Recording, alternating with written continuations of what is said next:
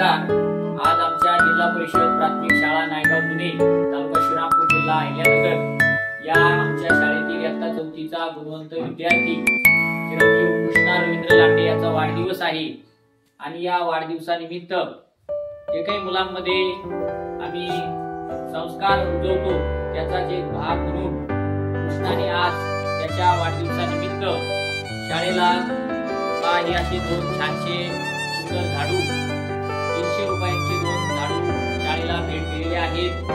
त्याचप्रमाणे कृष्णाने प्रत्येक विद्यार्थ्याला त्याच्या वाढदिवसानिमित्त भेट देण्यासाठी पेन आणलेले आहेत।